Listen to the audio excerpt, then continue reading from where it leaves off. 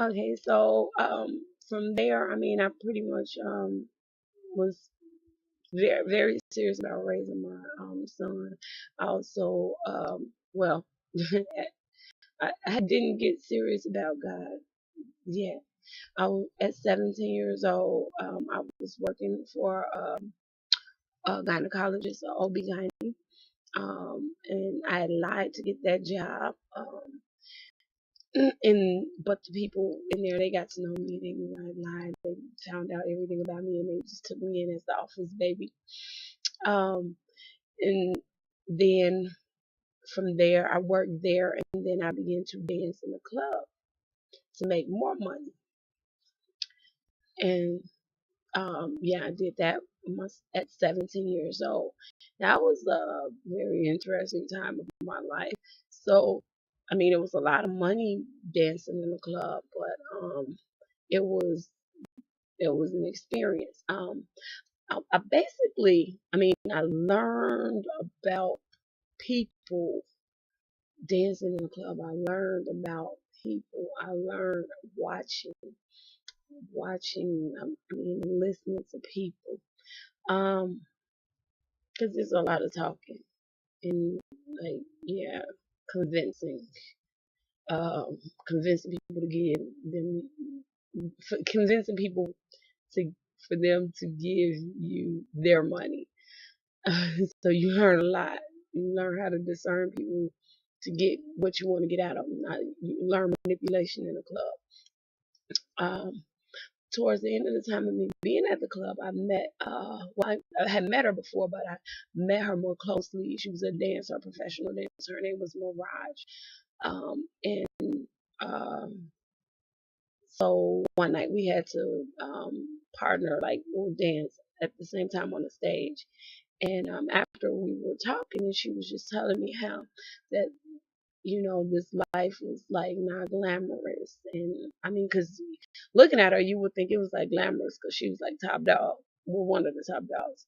She's like, this life is not glamorous. And like most of these people wind up on drugs or drinking and or they're gay. So I really was like, wow. And at the time, she was like throwing them back while she was telling me. So it was like a big eye opener because I didn't. I mean, I had drank before, but I wasn't a drunk. I wouldn't smoke weed because I felt like I was crazy without it. So if I smoked it, I would really be crazy. And yeah, I wasn't into the homosexual things either. So yeah, around that time, like my eyes started to become much, much more open because I started seeing like a lot of the women that were dancers, they were into that bisexual lifestyle. I was like, whoa, okay, I need to get out of here. But I mean, like I said, the money was good, but it was something pulling on me at that point in time. And I didn't know what it was. I didn't know it was the spirit of God at the time, but I kept feeling like, okay, you need to change some things in your life because if you don't, you're gonna die. That's what I felt like. Just like the life that I was living was equated to death. I mean, I was a responsible mother, so if I was working, I had a job. My son was either with my mother or my son was with the babysitter. And then after that, I was taking care of him and taking care of his needs. But the life that I was living was not a life. It was not life. It was death. I mean, how many people come in a club and watch you dance and take your clothes off and they can marry men, even who I mean, you don't know who's looking at you and what. And at that point in time, oh my goodness, if I knew then what I know now, I probably was like all kind of extra crazy stuff going on that I didn't even know about. Like I was just kind of naive in a situation, dancing around, not really knowing what. And so I thank God that He got me out of there. Seriously. So after that, I went like the complete opposite end of like, okay, so 1 minute I'm just in the club, woo, and then I went the complete opposite end. I'm like in the Bible hard trying to read it, right? I have the Bible. I'm riding the bus now. I'm,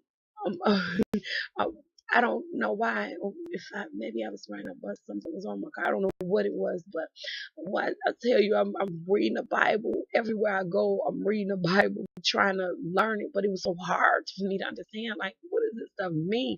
I was trying to read it from front to back. So I'm like, man, I want God. I want God. So I mean, I left the club and I'm like, I'm looking for God. I'm like, I want God. So I'm like, well, let me try to go to the Jehovah's Witness people because I mean, you see them walking around. So I went a long way to this. I walked with my son a long way to this Jehovah's Witness place. I forgot what they're called. And yeah, we walked a long way to get there. I mean, he was little then. He was really little. And when I got there, they were like, yeah, you need to take him in the bathroom. You can listen to the service from there. I was like, like seriously, like wait a minute. I just stopped stripping in the club. I walked all these probably doggone miles with this baby just to hear something from God about God. I was extra picky. Like I didn't even want to use the public bathroom. You tell me I gotta sit and hear the word in the bathroom. I was like, never again.